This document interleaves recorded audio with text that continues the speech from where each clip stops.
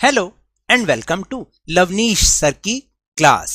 आज की ये शिक्षा निदेशालय राष्ट्रीय राजधानी क्षेत्र दिल्ली की वर्कशीट नंबर 30 जो कि कक्षा 9वीं के विद्यार्थियों के लिए है।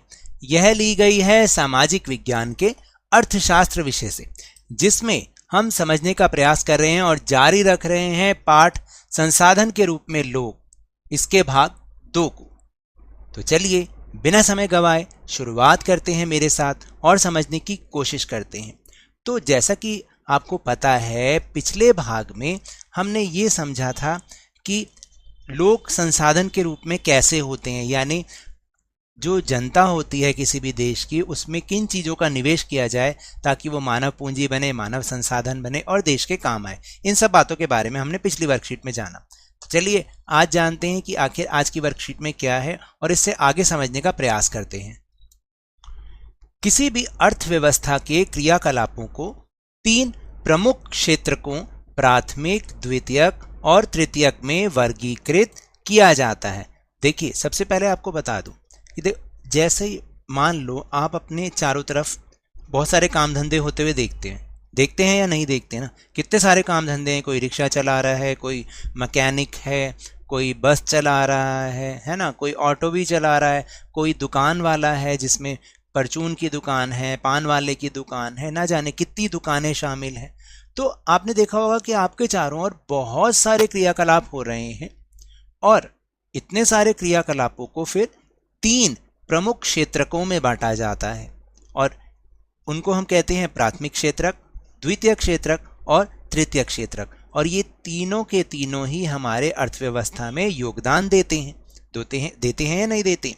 अब जैसे इनका मतलब क्या होता है कि प्राथमिक क्षेत्रक में हम किन क्रियाकलापों को रखते हैं, द्वितीयक में किन क्रियाकलापों को रखते हैं या फिर तृतीयक क्षेत्रक में किन क्रियाकलापों को रखते हैं। तो देखिए, प्राथमिक क्षेत्रक में के अंतर्गत सबसे पहले कृषि है, कृषि खेती बाड़ी, वानिकी, पशुपालन, मत्स्य पालन, मुर्गी पालन और खनन एवं उत्खनन शामिल है। खनन जिसमें हम खनिज पदार्थ जमीन के नीचे से निकालते हैं, यानी कहने का मतलब है प्राथमिक क्षेत्र के अंदर वो सारे कार्य आते हैं जिनका संबंध प्रकृति से होता है, यानी कि नेचर से होता है। और अगर आप इसको अभी समझ लेंगे ना, तो 10th में भी ये टॉपिक आपके बहुत काम आने वाला है।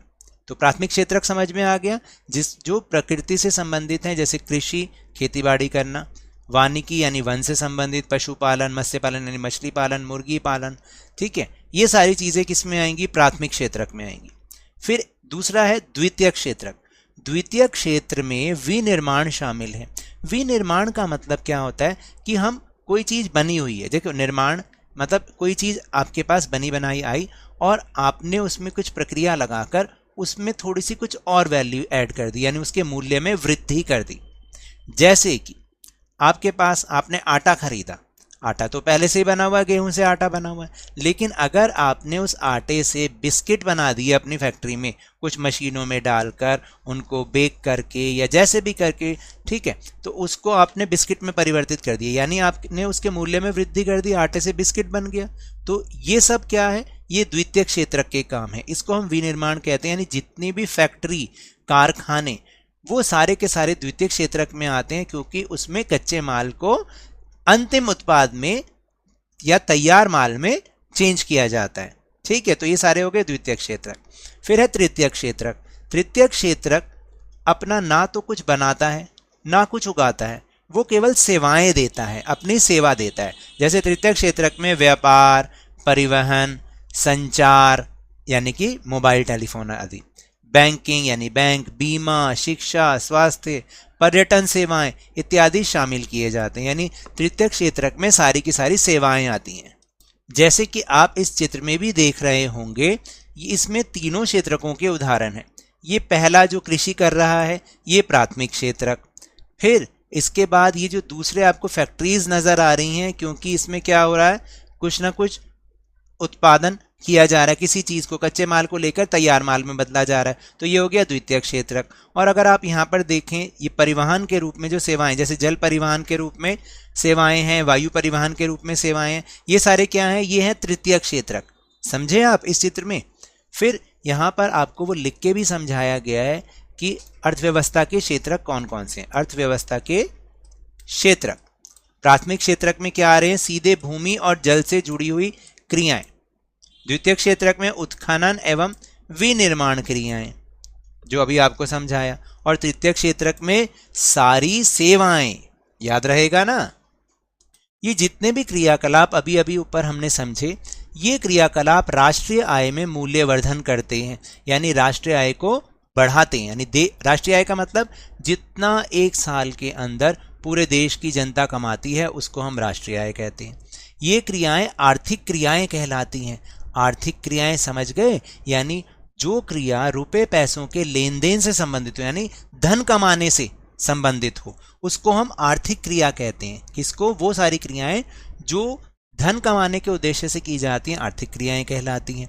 अब इन आर्थिक क्रियाओं को दो भागों में बांटा जा सकता है, एक बाजार क्रियाएं और दूसरी गैर बाजार क्रियाएं। बाजार क्रियाओं में वेतन या लाभ के उद्देश्य से की गई क्रियाओं के लिए पारिश्रमिक का भुगतान किया जाता है। यानी बाजार क्रियाओं में क्या होता है, देखो आपको या तो वेतन मिलेगा या लाभ के उद्देश्य से जो भी काम किया जाएगा उसके बदले आपको पारिश्रमिक यानी मेहनताना मिलता है। तो ये सारी क्रियाएं क्या होंगी? बाजार क्रियाएं होंगी। और गैर बाजार क्रियाओं से अभिप्राय स्व उपभोग के लिए उत्पादन है, यानी जब हम अपने उपभोग के लिए, अपने प्रयोग के लिए कोई चीज करते हैं, कोई चीज बनाते हैं, तो उसको हम क्या कहते हैं? गैर बाजार क्रिया। इन प्राथमिक उत्पादों का, इसमें प्राथमिक उत्पादों का उपभोग और प्रसंस्करण तथा अचल संपत्तियों का स्वलेखा उत्पादन भी आता है। तो ये तो थे वर्कशीट के टॉपिक। अब हम चल रहे हैं अपने आसान से प्रश्न उत्तर की ओर। तो देखिए, निम्न प्रश्नों के उत्तर दीजिए। पहला प्रश्न है, अर्थव्यवस्था के क्रियाकलापों को कौन से 3 प्रमुख क्षेत्रकों में वर्गीकृत किया जाता है? बहुत आसान है। अर्थव्यवस्था के क्रियाकलापों को 3 प्रमुख क्षेत्रकों में, यहां पर आएगा, इसको मिला लो, क्षेत्रकों प्राथमिक, द्वितीयक और तृतीयक में वर्गीकृत किया जाता है। जो मैं ब्लू पेन के टिक लगाता हूं ना, इसको आपको अपनी कॉपी में या वर्कशीट में नहीं लगाने, ये केवल समझाने के लिए है। फिर इसके बाद दूसरा प्रश्न है, द्वितीयक क्षेत्रक के कोई 4 उदाहरण लिखिए। यानी द्वितीयक क्षेत्रक में आने वाले क्रियाकलापों के कोई 4 उदाहरण, जैसे लौह अयस्क, यानी जो कच्चे माल के रूप में जब हम लोहे को यूज करते हैं, उसका उपयोग करके विनिर्माण की प्रक्रिया के जरिए हम कार, बसें और रेल बनाते हैं, है ना, फैक्ट्री में ही बनती हैं। तो सारी फैक्ट्री आ गई द्वितीयक क्षेत्रक में। फिर कपास लेकर उससे सूती कपड़े बनाना, या गन्ने लेकर गन्ने से चीनी बनाना और आटे से बिस्किट बनाना, ये सारे के सारे क्या हैं? द्वितीयक क्षेत्रक के उदाहरण हैं, जिसमें हम कच्चा माल ले रहे हैं और तैयार माल में उसको बदल रहे हैं प्रक्रिया लगाकर। तो ये सारी प्रक्रियाएं कहाँ होंगी? फैक्ट्री में होंगी। तो इसलिए द्वितीयक क्षेत्रक में ये सारी चीजें आती हैं। फिर इसके बाद है आर्थिक क्रियाएं किसे कहते हैं? वे सभी क्रियाएं जो धन अर्जित करने के उद्देश्य से की जाती हैं उन्हें आर्थिक क्रियाएं कहते हैं। जैसे किसान अपनी फसल जब बाजार में बेचता है तो उसे आर्थिक क्रिया कहते हैं। फिर है, ऊपर दिए गए चित्र में तीनों प्रमुख क्षेत्रकों की पहचान कीजिए। तो मैंने आपको समझाया भी है, उसमें जो कृषि वाला है वो प्राथमिक क्षेत्रक है, और फैक्ट्री में विनिर्माण द्वारा जो उत्पादन करना, जो उत्पादन हो रहा है वहां पर, वो द्वितीयक क्षेत्रक, और जल परिवहन के रूप में अपनी सेवाएं देना तृतीयक क्षेत्रक। ये चित्र में तीनों ही बने हुए हैं। अब पांचवा प्रश्न नंबर 5 है कि बाजार क्रियाएं और गैर बाजार क्रियाएं आर्थिक क्रियाएं होते हुए भी एक दूसरे से भिन्न हैं, कैसे?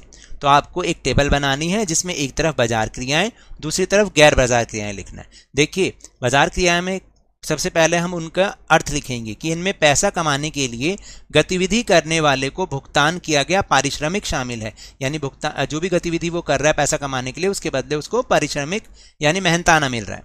और गैर बाजार क्रियाएं का क्या मतलब है? इसमें उत्पादन स्व उपभोग के लिए किया जाता है, यानी अपने प्रयोग के लिए। फिर बाजार क्रियाएं यह लाभ देती हैं हमें, और गैर बाजार क्रियाओं से हमें कोई लाभ नहीं होता। उदाहरण के लिए जैसे सरकारी सेवाएं या कुछ भी आप लिख सकते हैं जो बाजार में क्रियाएं होती हैं। और गैर बाजार क्रियाओं में उदाहरण के लिए एक गृहिणी द्वारा किया गया घरेलू कार्य, यानी जैसे घर में मम्मी होती हैं वो घर के लिए कार्य करती हैं, या एक किसान द्वारा अपने परिवार के लिए उगाई जाने वाली फसलें। तो ये सारी क्या हैं? गैर बाजार क्रियाएं। अब हमने टेलीग्राम ऐप पर भी अपना चैनल लवनीश सर की क्लास बनाया है, जिसका लिंक इस वीडियो के डिस्क्रिप्शन बॉक्स में मिल जाएगा। वहां से आप हमारे चैनल के साथ जुड़िए, और इस वीडियो का लिंक और आपकी क्लास से संबंधित जो भी दूसरे वीडियो के लिंक है वो आपको उसी जगह मिल जाएंगे, आपको कहीं ढूंढने की जरूरत नहीं। तो ये तो थी आज की वर्कशीट। अगर मेरे इस तरह समझाने से अब आपको समझ में आने लगा है तो इस चैनल को लाइक कीजिए, शेयर कीजिए और अगर आप नए हैं तो सब्सक्राइब भी कीजिए। लेकिन याद रखिएगा, घर से बाहर निकलते समय मास्क अवश्य लगाएं और जब भी संभव हो, जब भी आपकी बारी आए, इसका टीकाकरण, कोरोना का टीकाकरण जरूर लगवाएं, क्योंकि कोरोना को हराना है और जिंदगी को एक बार फिर से सुहाना बनाना है। इसी उम्मीद के साथ बहुत बहुत धन्यवाद।